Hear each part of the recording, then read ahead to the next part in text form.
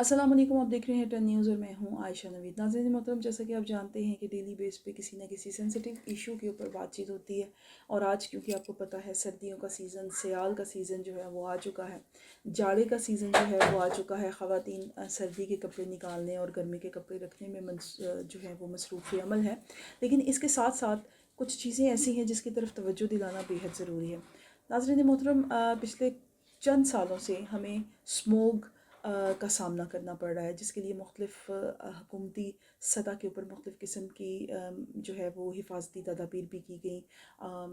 मसनूई बारिशों का सिलसिला भी जारी और सारी रहा। प्लांटेशन क्या भी इस एक साल में उसकी तरफ भी काफ़ी तवज्जो जो है वो दिलाई गई, लेकिन इसके बावजूद इस स्मोक का जो मसला है वो जूं का त्यों है। नाज़रीन मोहतरम, स्मोक बेसिकली है क्या और ये किस तरह हमें नुकसान पहुंचाती है, आज इस टॉपिक के ऊपर बात करेंगे। नाज़रीन मोहतरम, जैसा कि आपको पता है कि स्मोक सिर्फ सर्दी में ही नहीं होती। सर्दी में तो ये है कि स्मोक नज़र आ रही होती है, क्योंकि मौसम की शिद्दत की वजह से आपको महसूस हो रहा होता है और धुंध की वजह से आपको स्मोक जो है वो स्मोक ही की शक्ल में नज़र आ रही होती है। लेकिन ये पूरा साल जो है मौजूद होती है और पूरा साल जो है इससे हमें बचना और इससे हमें जो है वो एहतियात करना होता है। लेकिन सर्दी में क्योंकि इसकी शिद्दत में इजाफा हो जाता है, क्योंकि आपको पता है कि सर्दी शुरू होती है और फ्लू और नज़ला ज़ुकाम और खांसी की बीमारी जो है ये साथ साथ शुरू हो जाती हैं। और फिर स्मोक वाला मामला इसके साथ जब ऐड होता है तो ये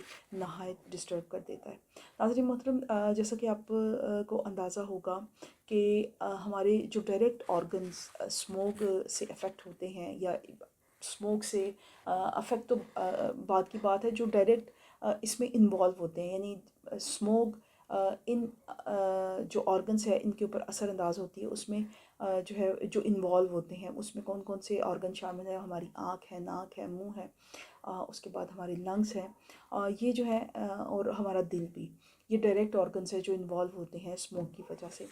एक डिजीज़ जिसे सीओपीडी कहते हैं, और ये थर्ड डेडली बीमारी है और पूरी दुनिया में इससे बेशुमार लोग जो हैं वो मौत का शिकार हो रहे हैं, और वो भी हमारे पाकिस्तान में भी ये एक डेंजरस लेवल तक पहुंच गई है। और ये आपके लंग्स को मुतासर करती है जिस तरह अस्थमा में होता है, लेकिन फिर आपके लंग्स जो हैं वो रिकवर नहीं हो पाते और उस जिससे कि मौत वाक़या हो जाती है। इसके अलावा वो फ़ीमेल जो इनमें लो बर्थ बेबीज़ पैदा हो सकते हैं, इसमें जो है मिसकैरेजेस जो है वो हो सकते हैं। हार्ट अटैक और आइज़ की बीमारी जो है वो आ सकती है। हार्ट अटैक देखें, हमें लगता है कि ये वो बीमारियां हैं जो हमें लगता है कि ये एक नेचुरल, लेकिन इन सारी बीमारियों के अंदर भी स्मोक किसी न किसी शक्ल में, किसी न किसी तरीके के साथ इन्वॉल्व होती है। अब इन तमाम चीज़ों से, क्योंकि ये सिचुएशन इस तरह की है कि इससे इसकी एहतियात करना बेहद ज़रूरी है। नो डाउट कि हम लोग मास्क यूज़ करते हैं। मास्क तो बिल्कुल एक आम आप कह लें कि आम सी चीज़ है और उसको लगाना, लेकिन सिर्फ खाली मास्क लगाने से ये चीज़ें बेहतर नहीं होंगी।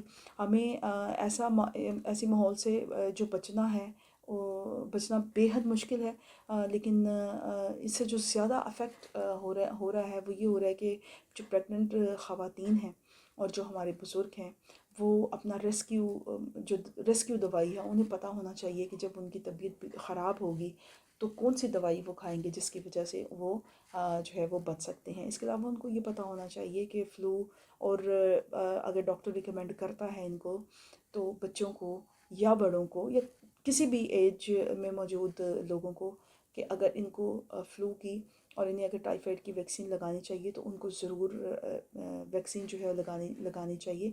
अब यहाँ पर अगर हम बात करें ना हुकूमत की, तो उनको चाहिए कि इन वैक्सीन्स को मुनासिब दामों के ऊपर कर दें ताकि हर बंदा इसको अफोर्ड कर सके। दूसरी बात यह है कि एक इस तरह की मुहिम चलानी चाहिए, आगे ही मुहिम चलानी चाहिए, जिसके बाद लोग जो हैं वो वैक्सीनेशन की तरफ आएँ और वो लगवाएँ। दूसरी वजह यह है कि एक लापरवाही भी इसकी एक बहुत बड़ी वजह है। जिन लोगों को पता है वो भी नहीं लगाते, और जिन लोगों को नहीं पता वो तो खैर लाइल्मी का शिकार हो जाते हैं और लोग अवॉइड करते हैं। अब सिचुएशन कुछ इस तरह की है कि हमारे पाकिस्तान में एमरजेंसी सिचुएशन नाफिज है। अब ये देखें कि 1,36,000 के करीब लोग जो हैं वो मर रहे हैं।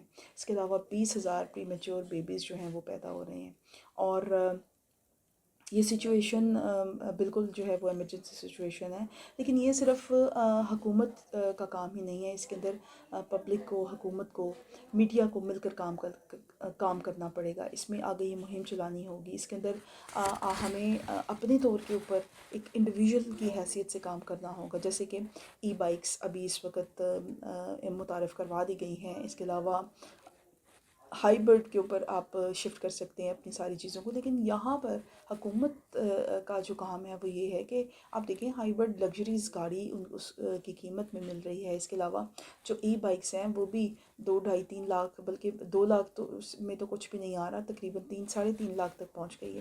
تو ان سچویشن میں سبسڈی دے کر یہ ساری چیزوں کو کم کرنا چاہیے۔ آپ دیکھیں کہ جس طرح ایک کریز چل پڑا ہے کہ موبائل کا ہر شخص کے پاس ہے، تو اسی طرح ہر انسان کو ماحول دوست چیزوں کو جو ہے وہ استعمال کرنا چاہیے، اور اس میں سب سے بڑا جو ایک ایشو ہے وہ ہماری ٹرانسپورٹ کا ہے، جس کو شفٹ ہونا چاہیے، ای بائکس کی طرف آنا چاہیے۔ اس کے علاوہ جو اسکولس کی ٹرانسپورٹیشن ہے وہ بہت زیادہ اس سارے کام میں جو ہے وہ مدد کر سکتی ہے۔ آپ دیکھیں کہ بچوں کو اسکول چھوڑنا ہوتا ہے تو ایک تاتا بندہ ہوتا ہے، انڈیویژول بائکس جو ہیں وہ نکل رہی ہوتی ہیں، لیکن اگر یہی ٹرانسپورٹ شفٹ ہو جائے اور اگر ایک بس جا کر اکٹھے بچوں کو بٹھا کر وہ لے آئے، تو اس سے ایک تو روڈ کے اوپر رش بھی کم ہوگا، اور دوسرا جو ہے پولوشن والا معاملہ اس کے اندر بھی روک تھام ہوگی۔ دوسرا سب سے بڑی بات یہ کہ گھٹیا قسم کے ٹائر جو ہیں وہ لگے ہوئے ہیں اس وقت ہمارے ویکلز کے اندر، اور وہ جو ٹائر جب رگڑ کھاتے ہیں تو اس سے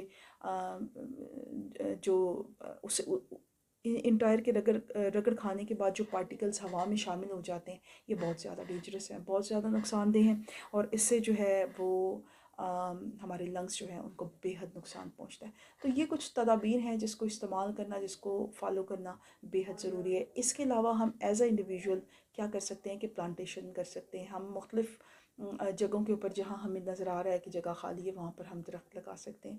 اس سے کیا ہوگا کہ آنے والے چند سالوں میں، 4 سے 5 سالوں میں، اگر یہ ہم پراپر مل کر اگر مہم چلا لیں، 4 سے 5 سالوں میں ہماری آنے والی نسل جو ہے ایک صاف ستھرے ماحول کو انجوائے کرے گی، ایک اچھے، ایک بہترین ماحول کو انجوائے کرے گی، اور یہ میرا اور آپ کا فرض بھی ہے کہ ہم اپنے آنے والے بچوں کو صاف ستھرا ماحول دیں۔ اپنا بہت سارا خیال رکھیے گا، انشاءاللہ پھر کسی تجزیے اور تبصرے کے ساتھ آپ سے ملاقات ہوگی۔ دیکھتے رہیے 10 نیوز۔